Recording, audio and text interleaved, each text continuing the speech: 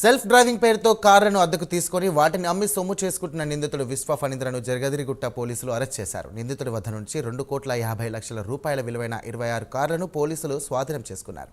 ఫణీంద్రతో పాటు మరో 3 వ్యక్తులను అద్దెకు తీసుకున్న కార్ల అమ్మకాల్లో నిందితులుగా ఉన్నారని డీసీపీ సురేష్ కుమార్ తెలిపారు. వారు పరారీలో ఉన్నట్లు తెలిసింది.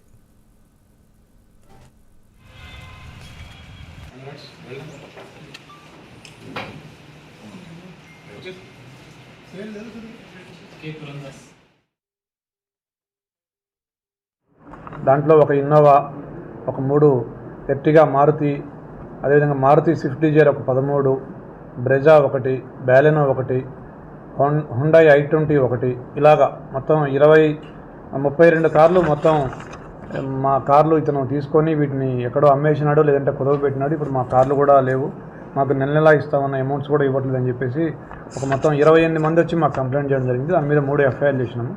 దాని మీద ఒక టీం ఫామ్ చేసి ఏసీపీ బాలానగర్ అండ్ SHO జగదిరిగుట్ట వీళ్ళిద్దరూ పర్సనల్గా మానిటర్ చేస్తూ DI జగదిరిగుట్ట ఆధ్వర్యంలో ఒక టీము ఏర్పాటు చేసి DI జగదిరిగుట్ట అండ్ హిజ్ టీమ్ వీళ్ళందరూ కూడా కోనసీమ జిల్లాలో మొత్తం 26 కార్లని మనము రికవర్ చేయడం జరిగింది.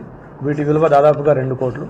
ఈ కేసులో ఈ విశ్వ ఫణీంద్ర అనే వ్యక్తి, అదేవిధంగా రమణ, సత్యనారాయణ, వెంకటేష్ అనేవాళ్ళు మొత్తం 4 వ్యక్తులు మనకి ఇందులో అక్యూజ్డ్. దీంట్లో ఈ విశ్వ ఫణీంద్ర మనకి కస్టడీలో ఉన్నాడు, మిగతా వాళ్ళు 3 అబ్స్కానింగ్లో ఉన్నారు.